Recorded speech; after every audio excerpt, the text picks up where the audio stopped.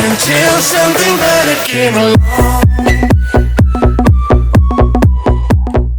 And we are recording. This is HJM Boxing, your host Harley. And on today's show, we're just going to have a little breakdown on the big fight that's happening this weekend, Whyte, Povetkin. We're going to also break down a few of the heavyweight fights on the card.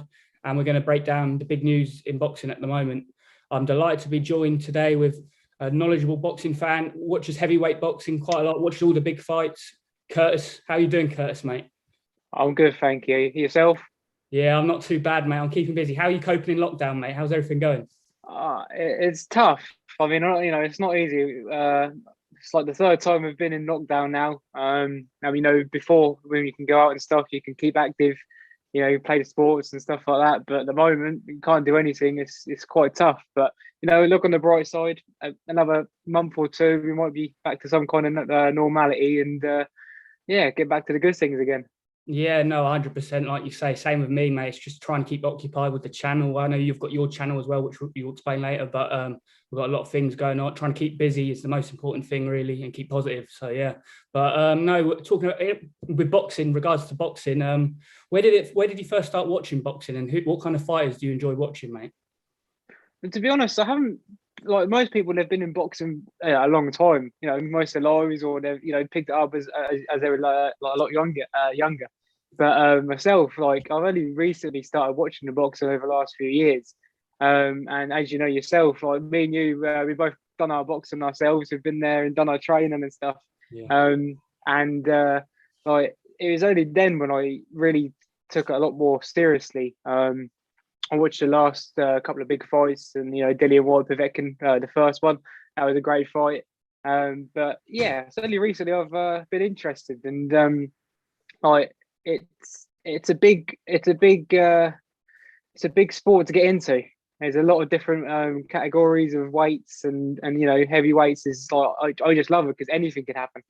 Yeah, definitely. No, I agree. And the heavyweights, like you say, so unpredictable. Any one punch can change everything. And it's perfect going into obviously the main fight on the weekend, which you were around my house from memory when we watched it first time around. It was a bit mad, really. I think we both had a bet and we both got our bets right, but it wasn't expected how it ended, was it? Or how the fight was going. And yeah, just basically, what's your thoughts on the main event then on the weekend? Povetkin obviously won the first fight against Whyte, and now they're having the rematch in number 2. So what's your thoughts on that? Well, I thought as well, if you do go back to the first fight, and like I say, I was around yours, and it was a bit slow to get started. But as it progressed, it looked like Dillian had that fight in hands the whole time. I mean, watching him, the first couple of rounds, he had it. If he carried on what he was doing, he would have won that fight. I mean, I wouldn't say he let his guard down, but with the way Povetkin, was moving, and the way that Povetkin pulled off that, was it a left hook, I believe it was, or was it a left uppercut? Left hook, left hook, uppercut. So yeah, it was a hook, yeah. Yeah, and with him putting it off, to be Povetkin's age, what was he, 41? To be his age and pull off a shot like that is, at his age is amazing. So if we're looking back at the the last fight, going on to this one, I think if Dillian comes out as he's been in the past, more aggressive, and how he was before, I reckon he could have a good chance to win this fight if he stays on Povetkin. But if anything like last time, he came out in that round thinking he probably had the fight in the bag. He probably thought, well, I've knocked down Povetkin twice in that last round. Yeah, it's probably my fight. Just gotta ease back a little bit, and that's where he slipped up. So yeah, my thoughts this time round, I don't really know. It'd be nice to see Povetkin win again, just so his first fight meant something. And it's not just going to go to a 1-1 and probably a third fight after this one. So I'd like Povetkin to win, but like I say, if Dillian comes out aggressive, he's got it in him, to be aggressive and come out and fight like a dog, he could win it. So. No, I agree, mate. I can't really pick. It's one I keep going back and forth with. It's like Povetkin, you think can land that punch or find another way because he's obviously a great boxer and everything. But when you actually recap the first fight, it was all Whyte up until the knockout. So it's very difficult to predict it. I think it's a 50-50, really. I think the bookies have got it a bit wrong. I think Dillian Whyte's, again, another big favourite. I think he's 2-7. Povetkin KO's 3-1, which I think is a bit mad. But Jeez, yeah, especially after last time, that's a decent bet to put on. Yeah. I think it was my last time I actually put on to do a KO by left hook. Yeah, you won quite a bit, so it came through. Yeah, I think it was like, I remember through quite well. Yeah, it was like 7 or 8-1. You said I got 5-1 on just a knockout. I think you predicted a left hook. I think there was and it came through, and it came through. Yeah, which is like, it was so unexpected, the knockout. I can't say I was expecting Povetkin to win the fight though, which actually happened, but not in the way it did, or how Whyte was so dominant early on in the fight. But my what's your prediction for this? Because I know it's kind of on the fence, isn't it? Same with me. But what's your prediction actually on what actually happened? Yeah, I'm literally the same as you. I don't know. I reckon it all depends on how Dillian comes out. If he's coming out aggressive, I reckon it could be Dillian's fight in the first 4 rounds. I reckon he could win it, and he's knocked down Povetkin twice in 1 round. So if he comes out, I reckon he could win it in the first 4 rounds KO. But if that aggression doesn't come with him, I reckon it might go the rounds. Could go Povetkin's way. Yeah. No, I agree. It's interesting as well with Povetkin. He had COVID and he was actually quite badly affected by it. He was in hospital for a couple of weeks, I think, and had to actually bring this fight back a bit. So whether he's like, you don't know how that affects people, do you, with the COVID and everything? Certain people react differently to it. So that could be a difference. But I agree with you, to be honest. I think I'm going to be bold and say I predict the Povetkin knockout, and rematches normally go the same way. But I wouldn't be at all surprised if Dillian Whyte wins, like you say. So my prediction will probably be Povetkin KO. But I could actually see Dillian Whyte maybe making it an ugly fight, holding a lot, putting his weight on him, and maybe a points decision or a late KO Whyte maybe. But like you say, he could come out, and the old Dillian Whyte, like you said, in the first fight, which was missing, that would go for the kill, could come out and he could knock Povetkin out, like you say, because he's got the power. Clearly, he can hurt Povetkin, can't he? Because he's knocked him down twice. Oh, yeah, definitely. He's knocked him down twice in 1 round. So if you can do that in 1 round, start off strong in the next fight, you can do pretty well. I mean, I was watching what was on earlier, the live conference earlier on, and Dillian Whyte was saying about he's got like 5 different fighting styles, and he could bring any one of those. And but you just have to select the right one on the night. Which one is he going to bring? Yeah, it's like you say though. With the fight, you probably want Povetkin to win because it kind of concludes it. But because if Whyte wins, where does Whyte really go? Because he's not going to fight Anthony Joshua, is he? He's not going to fight Fury, according to Eddie Hearn and whatnot. That fight's done, so he's not going to fight for a world title still. So I'm not really sure after this fight where he particularly goes. Maybe Wilder. I don't really know, mate. What do you think? Yeah. Well, that's the thing. He could go to Wilder, but what's that gaining? I mean, nothing's gonna be any bigger than AJ and Fury this year. If it goes ahead this year, we're all hoping it goes ahead this year. They've agreed, but they haven't agreed to a date or where it's going to be yet. So let's hope it does go ahead this year. But like you say, where do you go? That's the big question. You could go to Wilder as another fight, but what's he going to gain from it? Experience, yeah, but he's got that already. Yeah, exactly. Yeah, no, exactly. It's like he's kind of, I don't know if he's missed the boat on fighting for a world title. I know he keeps fighting contender after contender, and he's probably getting paid well, nicely. He's on pay-per-view and it's good money, but you want to win a world title really as a heavyweight boxer and as a professional. That's the aim, isn't it? To win world titles, and he's probably a bit far away from that. Yeah.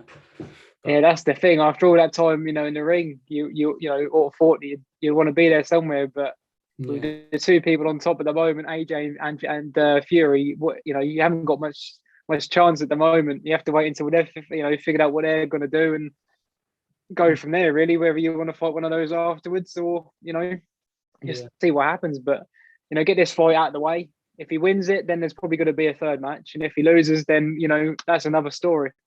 Yeah, no, I agree. I think if he wins, and it depends what style it is, I think there should be a 3rd fight if he wins, really, because it's 1-1, and rubber match to decide it, and he's got nothing else going on, so probably the 3rd fight is actually a good opinion, really, because I could see that happening, to be honest. But no, going on to the undercard, obviously we're talking about heavyweights, a young heavyweight coming through, who me and you both know of, and obviously seen him train as well. We've trained at his gym, Fabio Wardley against Eric Molina. What's your thoughts on this fight? Because it's a good step up for Fabio, isn't it? Against a guy he's been in with Wilder, he's been in with Joshua, so he's experienced, and it's a good fight for Fabio, isn't it? Oh, it's a great fight for him. I mean, like you say, all the fights he's had before, he hasn't really gone the rounds. I mean, this is going to test him, I think. You know, you're going into someone who's look wise, they look fairly similar. I mean, you know, if you've seen them today or you seen them yesterday whilst they're doing their open live gym, they look very similar. Yeah, Molina's got the experience of these bigger fights and bigger venues, and he's got that behind him. And everyone always says, especially on Sky Sports, they always say, "Oh, Fabio Wardley come from a white collar background," but that doesn't mean anything. Look where he's come from, that white collar background, from coming from where he has, he's got a long way in such a short amount of time. And it's going to be a tough fight, I think, for him. I mean, a lot of people are predicting, Fabio is going to knock him out in a couple of rounds, like he's done, previously, all the other fights. But I think this is a very different fight to previous fights. I'm not saying that the others don't know what they're doing, but with the experience of Molina, I think he could have a tough fight in his hands. Yeah, no, I think that's brilliant analysis there, mate. I think, I agree with you. I think Sky and all, they go on about the white collar background and everything like that, but he's actually put the work in, Fabio. If you've actually seen him train and everything, he's putting the work in. He's got an excellent coach, Rob Hodgins. They're doing really good work down at Suffolk Punch, and he's actually sparring a lot of the top heavyweights as well. You see, if you follow him on social media, you see he's sparring Daniel Dubois, he sparred Tyson Fury, I saw he sparred Anthony Joshua a couple months ago as well, and obviously Dylan Whyte. So he's actually getting the experience training with these like top fighters and learning bits and pieces from them. So he's doing all the right things. And this is a good step up fight for Fabio, because Eric Molina, like you say, is a tough, durable man. He went 7 or 8 rounds with Deontay Wilder. So he gave Wilder a few problems a couple of years back. I think that's 5 or 6 years ago. Anthony Joshua knocked him out quite quick, but still he's fought at those big events. He's fought at Eric Molina, so he's got the experience. So no, it'll be interesting. Yeah, it's definitely, it'll be interesting for definitely Fabio. Got the experience, mate. Yeah, he's definitely got the experience. I think Fabio will get the stoppage, but like you say, I don't think it'll be early. I think he'll have to go a few rounds, maybe mid-rounds, 5, 6 rounds. I reckon 7 rounds, he might get a stoppage. But yeah, get the win. I could say, if he gets the win, that's the main thing. I like Fabio to win, just where he's come from. He come from hometown, so big up the Ipswich. But it's all about getting his head down in the ring. Because Fabio he's got this great mindset, and I think he puts, like you say, in training, he puts 100% into everything. I see the training videos and sparring with these big names at such an early level as such in his professional career. Excuse me. It's a big thing for him. So he just needs to get his head down in the ring. And I think he's going to win this fight. He's just got to watch himself, because this guy's been in the ring with big names, and just got to be careful. That's all. Yeah, I agree. Not too eager. Take his time with it, and even if it goes to points, I think he's probably a bit too fresh and too fast for this guy. Probably better stamina, and obviously Molina's been beat about a bit. He's gone through a lot of wars, so Fabio will be the fresher guy. I just think take your time. If you go to points, you go points. Just get the W, like we've said. And that's a good job, I think. So we'll see with that. I'm looking forward to that fight on the undercard. Yeah, be a great fight. Yeah. Yeah, no, looking forward to that. And obviously, I've got to mention the big fight coming up in the heavyweight division, potentially. Hopefully, it happens. It's not guaranteed, like you said earlier in the video. Tyson Fury, Anthony Joshua. What's your whole thoughts on it all, mate? Obviously, the 2 best at the moment in the heavyweights, you'd say, wouldn't you? Oh, yes, most definitely. I mean, what would I say about it? We want it to happen. How long has it been going on for that? There's talks about AJ Fury fighting here, there, and everywhere, and it's never happened. But now we've actually got some information about it. They've definitely signed a deal to fight. When and where, that's the next thing. It'd be amazing if it was here in our home turf, Wembley or something like that. But I have a feeling it won't. And it's going to be somewhere like Saudi or one of these big countries, because at the end of the day, it's the money side of things really. And where they both agreed to fight. But if that was at home, I think Wembley would be a sellout. And yeah, I think the fight, I'd say I want Tyson to win. I'm a Tyson fan. I mean, it's going back. I mean, I used to like AJ a lot. Before I liked Tyson. Don't get me wrong, both great guys, really good boxing, and really, good for the heavyweight division. And I just think that over time, I've liked Tyson more just because of the fact that where he's come from and how he deals with everything. I mean, at the moment, he's not really on the boxing side of things. I think he's down with some beers at the moment. You got to have some chill out time before you get into your training. But when he does get into training, he does his training. I mean, he runs up mountains. 10K runs up mountains for the size he is. He's a big guy. But yeah, if I had to put anything, I'd put my money on Tyson to win. Yeah. And I think it'll be an absolutely amazing fight. No, yeah, you're spot on there. I agree with everything you said there. It's a great fight. You just hope it gets made, like you say. I think it will be in Middle East, like you said as well. And the fight itself, I like both guys, to be fair. Anthony Joshua is a good role model. He does good things in boxing.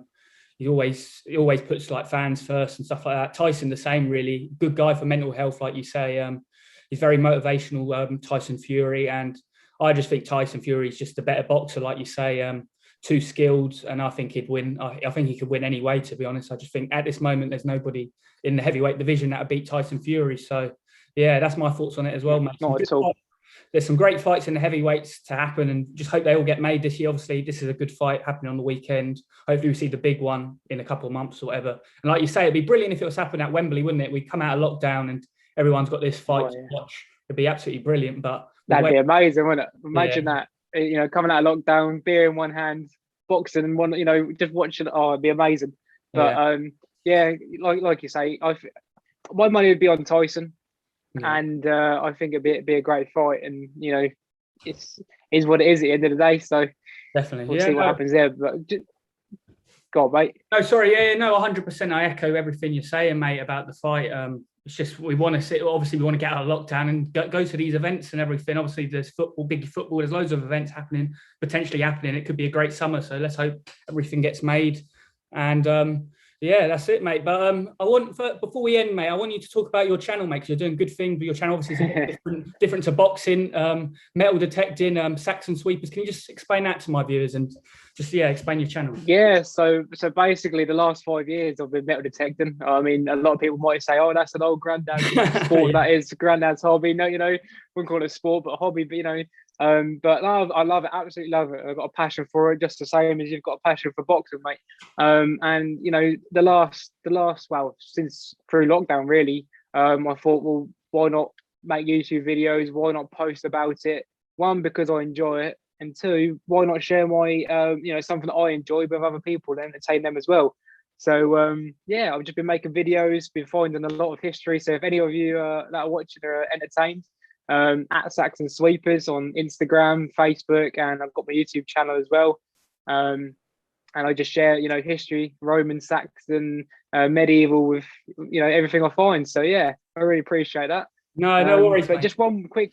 Yeah. So just one quick thing before we go here. Obviously the undercard on Saturday. You've got oh God, I've put myself on the spot now. You've got Hatton's son. Hatton's son fighting. Yeah. What do you think?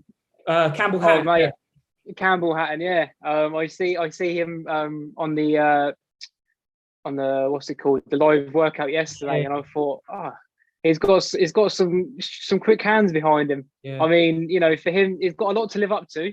Yeah. Especially having Ricky Hatton as a father and where he's come from as well. So I think he's got a lot of pressure on his first fight.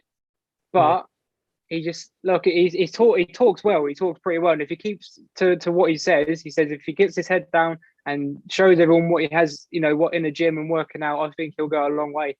Yeah, no, I agree with that. It's a big shout. It's obviously such a big stage to make your debut, isn't it, really? Obviously, you're fighting in Gibraltar on a big pay-per-view card. So let's hope.